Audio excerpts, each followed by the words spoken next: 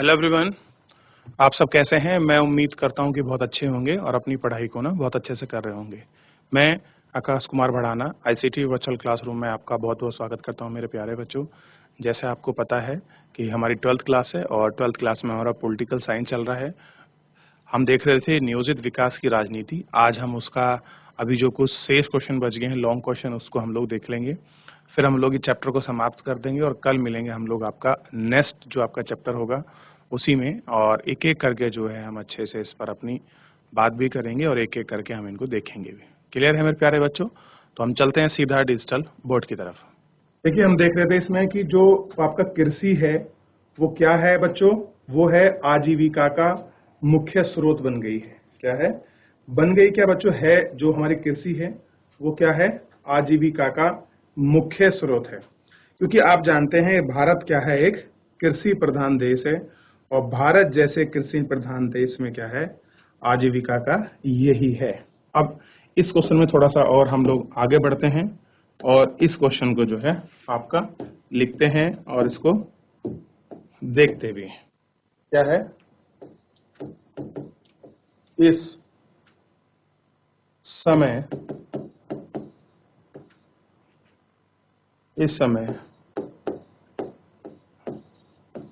देश की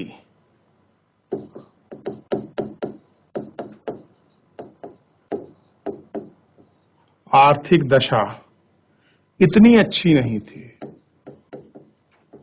इतनी अच्छी नहीं थी। देखिए, जब हमारा देश आजाद हुआ था, बताइए क्या हमारे देश की जो आर्थिक स्थिति थी वो इतनी बढ़िया थी? नहीं थी। इसलिए प्रथम पंचवर्षीय योजना में कह रहे हैं, इसलिए प्रथम पंचवर्षीय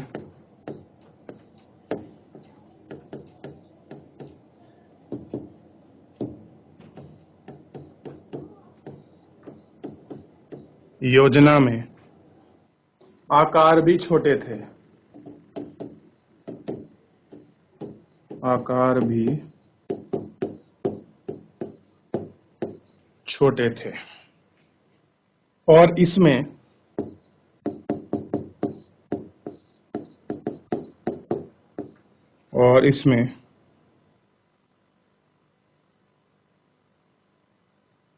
कुल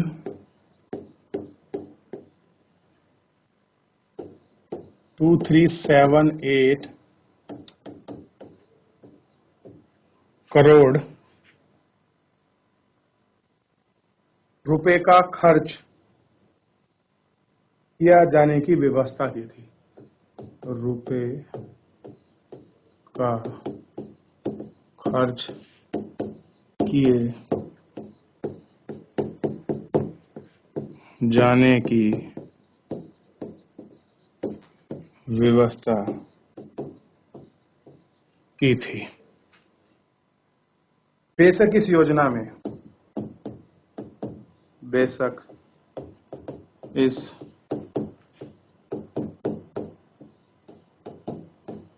योजना में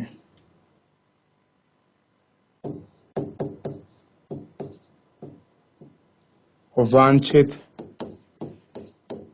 परिमाण नहीं निकले,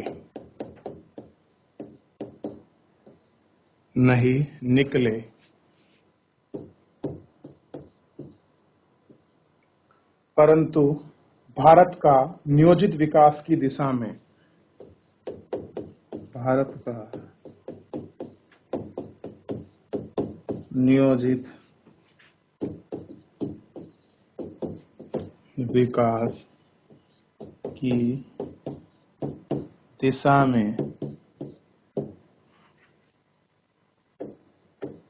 यह पहला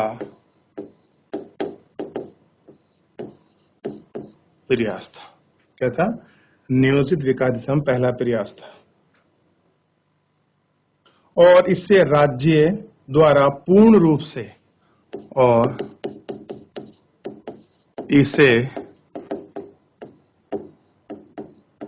राज्य द्वारा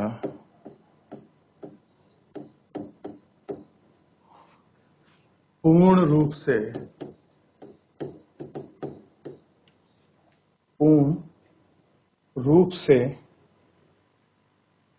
अर्थव्यवस्था पूर्ण रूप से नियंत्रित अर्थव्यवस्था नहीं अपनाई गई थी।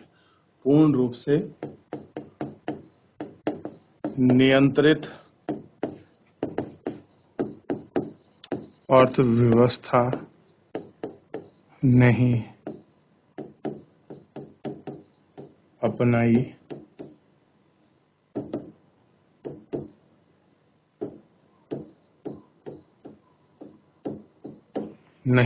गई थी।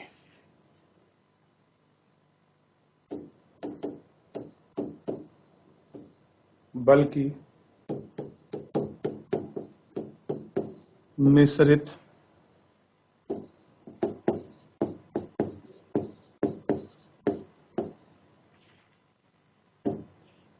अर्थव्यवस्था को अपनाया गया था। इस दृष्टि से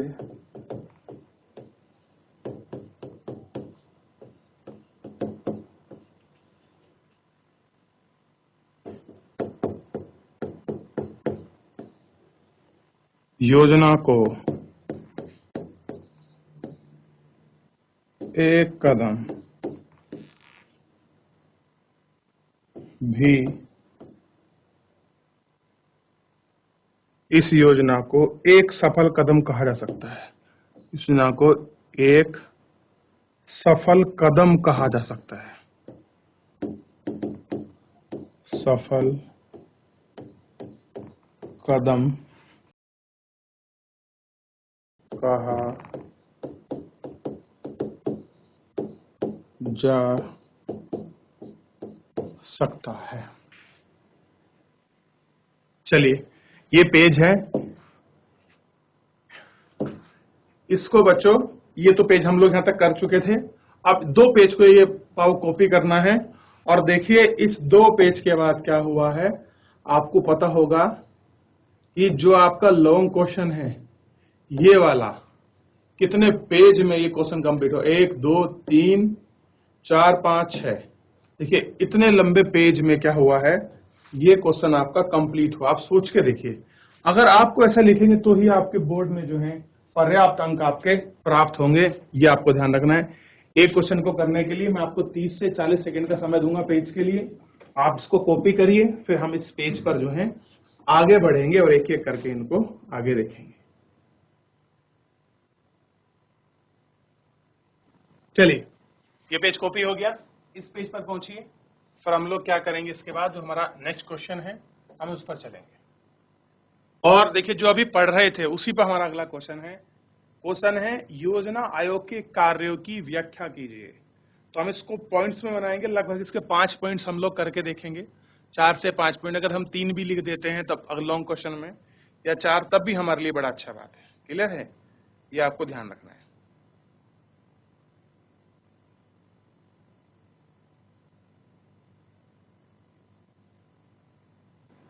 चलिए, अगले क्वेश्चन पर बढ़ते हैं और अगले क्वेश्चन को देखते हैं। देखिए,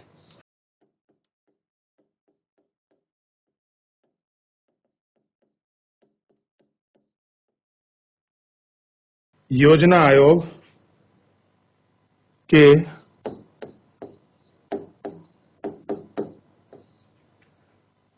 कार्यों की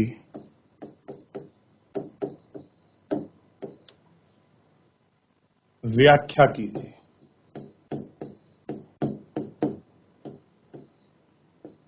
योजना आयोग के कार्यों की हमको व्याख्या करनी है।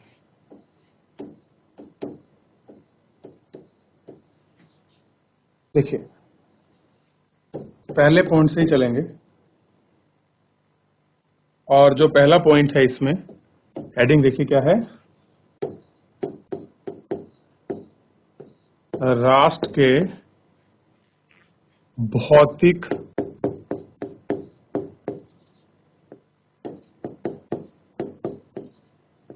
स्रोत क्या है? राष्ट्र के भौतिक जो स्रोत हैं उनकी हम लोग आपका बात कर रहे हैं।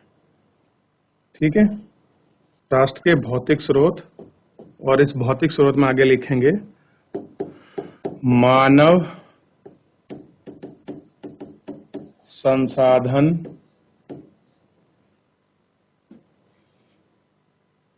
तथा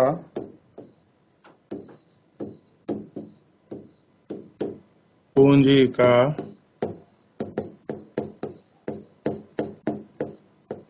अनुमान। देखिए क्या है पूंजी का अनुमान? विकास की योजना बनाने के लिए आवश्यक है, क्या कह रहे हैं? विकास की योजना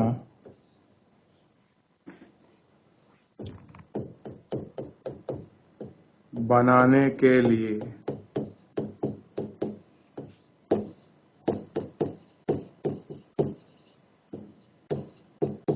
आवश्यक है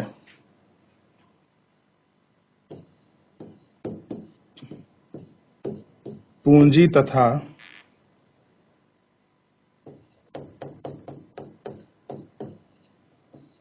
भौतिक व मानव संसाधनों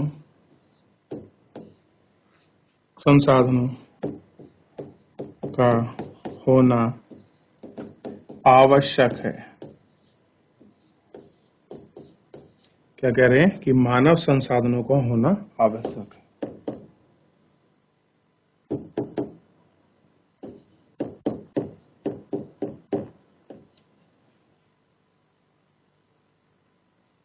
योजना आयोग का पहला काम यह है कि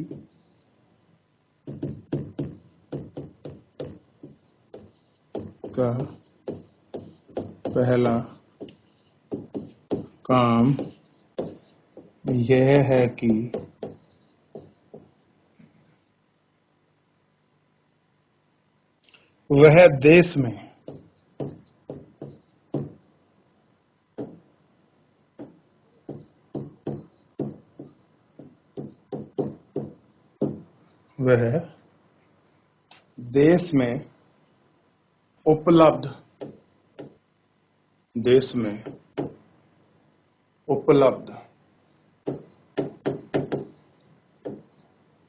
उपलब्ध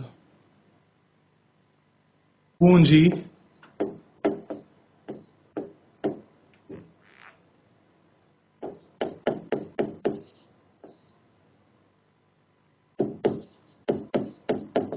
मानव क्षमताओं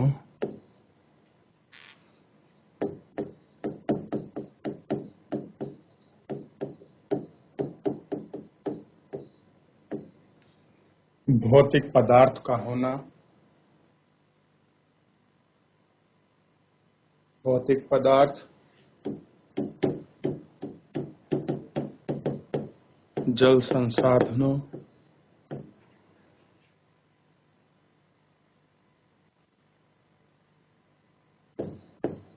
तथा वायु शक्ति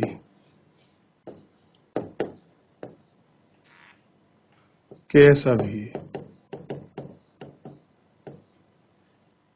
संसाधनों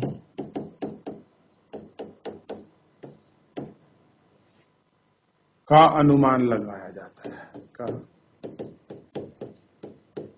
अनुमान लगाया जाता है। क्या करते हैं हम इन सब का? तो अनुमान है वो आपका हम लोग इसमें लगाते हैं, जिन्हें 5 वर्षों के लिए आर्थिक सामाजिक विकास में प्रयोग किया जाता है, जिन्हें 5 वर्षों के लिए सामाजिक तथा राजनैतिक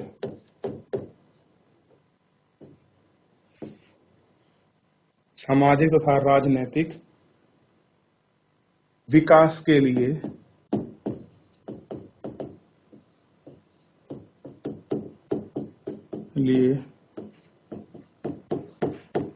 प्रयोग किया जाता है।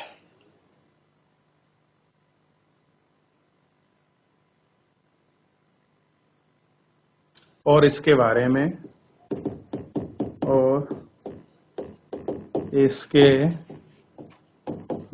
में सर्वेक्षण तथा लेखा जोखा रखा जाता है। क्या रखा जाता है? सर्वेक्षण, और इसका जो है आपका लेखा जोखा रखा जाता है। तो आप फिलहाल तो इन दो पेज हैं, आप इनको कॉपी करें, क्योंकि फिर जो आपका तीसरा पेज बनेगा फिर हम बात करेंगे योजना बनाने पर। तो सबसे पहले तो हमें ये पता होना चाहिए कि हमारे पास कितनी फिजिकल पूंजी है, कितने एसेट हैं, कितने हमारे पास ह्यूमन पूंजी है, हम उसका अनुमान लगाएं, हम उनका सर्वेक्षण करें, फिर उनका लेखा जोखा रखें, फिर हम उसकी प्लानिंग करें, तब चीजें होती हैं। ये पेज करिए, 30 से 40 सेकंड दूंगा पेज को कॉपी करने के लिए।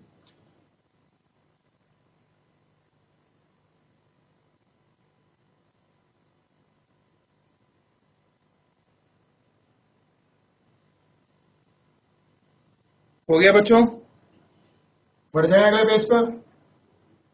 रेडी हैं आप सब?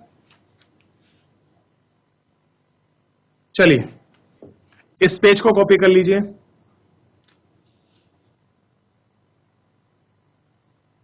जल्दी करिए। फिर हम लोग क्या करते हैं, अगले जो हेडिंग है इसकी उस पर बढ़ेंगे।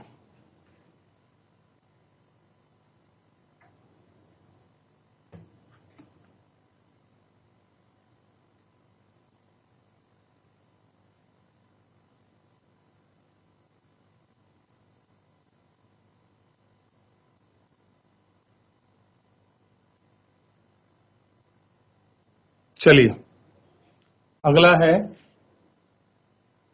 जो सेकेंड हेडिंग है,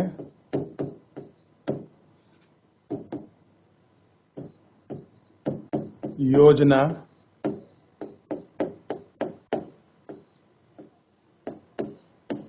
बनाना। इसको देखते हैं। योजना आयोग सभी भौतिक तथा मानव संसाधनों को क्या कह रहे हैं? योजना आयोग सभी भौतिक तथा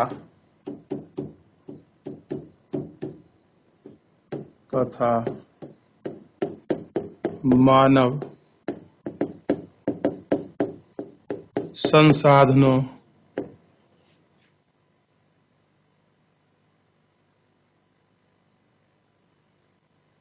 संसाधनों व पूंजी का अनुमान लगाते हैं। वह पूंजी का अनुमान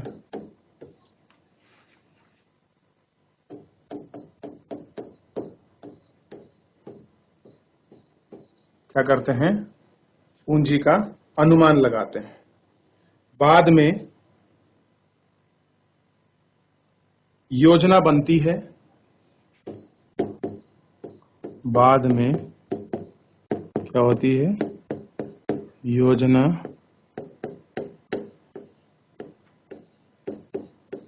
बनती है। क्लियर है? फिलहाल इसको लिखिए, फिर मैं आगे बताता हूं।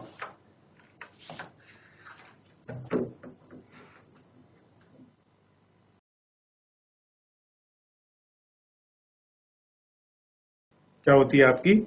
योजना बनती है। ध्यान रख लिए इतना कि अगले 5 वर्षों में क्या कह रहे हैं कि अगले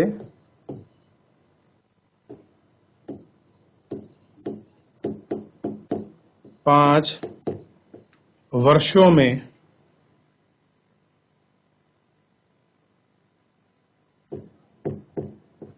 इन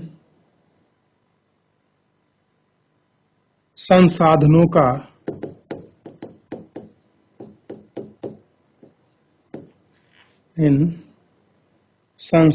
का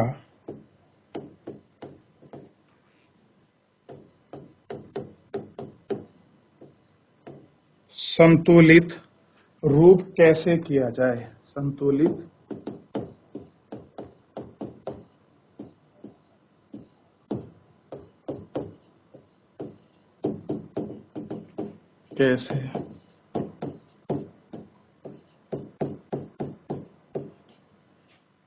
कैसे किया जाए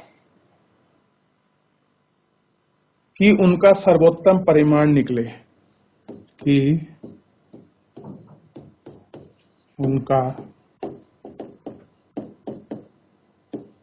सर्वोत्तम परिमाण निकले।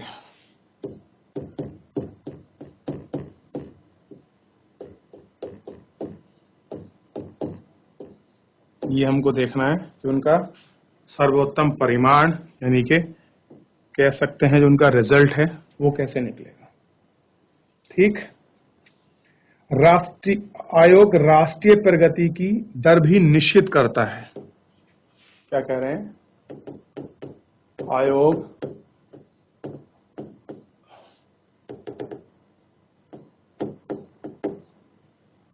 राष्ट्रीय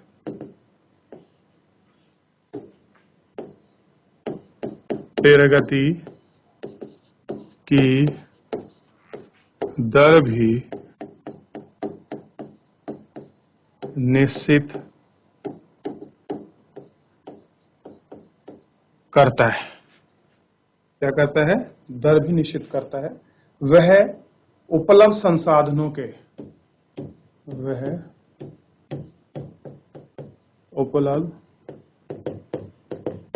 संसाधनों के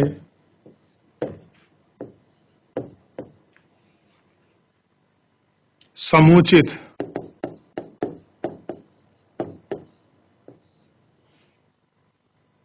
आवंटन के बारे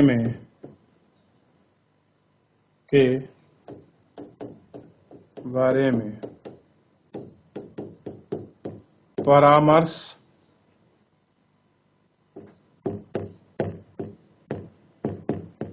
देता है। क्या करता है? परामर्श जो है वो आपका देता है। तीसरे की हेडिंग कर लेते हैं, फिर उसको कॉपी करेंगे कि क्या है।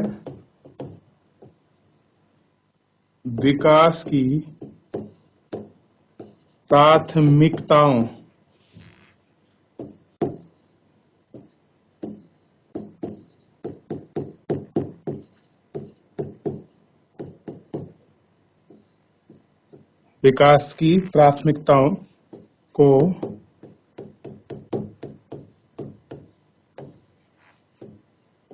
निश्चित करना। क्या है? विकास की प्राथमिकताओं को निश्चित करना। ठीक। इस हेडिंग को लिखेंगे बाद में, आप उससे पहले कॉपी करिए।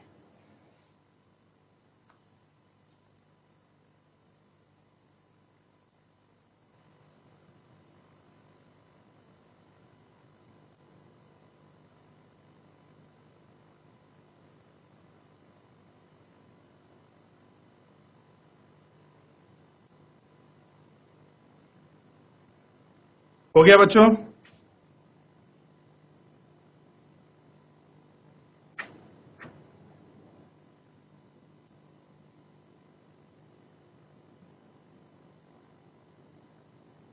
कर लिया कॉपी? इसको करिए।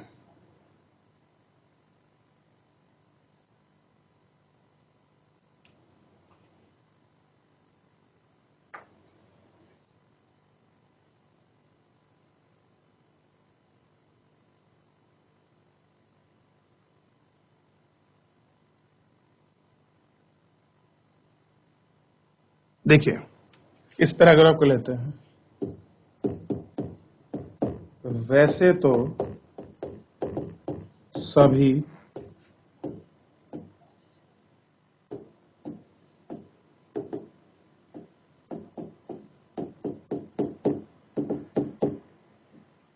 योजनाओं में, अरे वैसे तो सभी योजनाओं में सभी क्षेत्रों में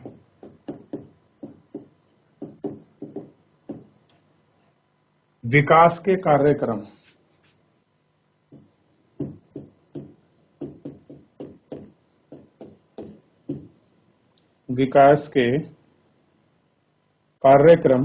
अपनाए गए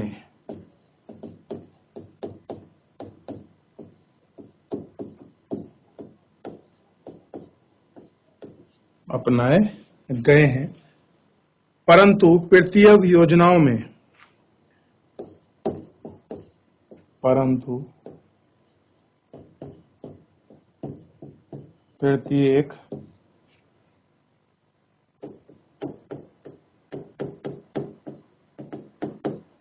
योजनाओं में कोई भी योजना है, परंतु प्रत्येक योजनाओं में किसी एक क्षेत्र के विकास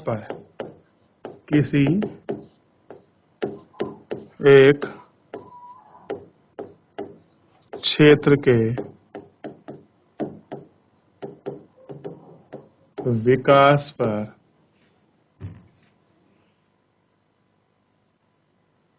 अधिक जोर दिया गया है। क्या कह रहे हैं? अधिक जोर दिया गया है।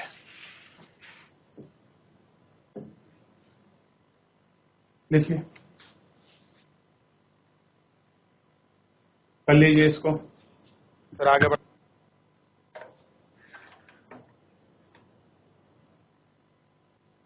देख रहे हैं बच्चों? हुआ ये वाला कॉपी पूरा? तो ये अभी तीसरा हेडिंग इसमें शेष है, काफी लंबा है।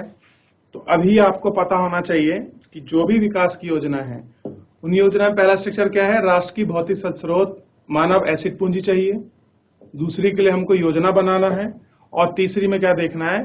विकास की प्राथमिकताओं को निश्चित करना है कि किनको प्राइमरी कंडीशन पर रखा जाए। ये हमको इसमें आपका देखना है मेरे प्यारे बच्चों। क्लियर है?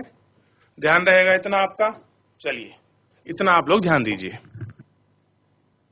तो मेरे प्यारे बच्चों, आज हमने जो है इसका जो लास्ट क्वेश्चन है इसको हम लोग देख रहे हैं।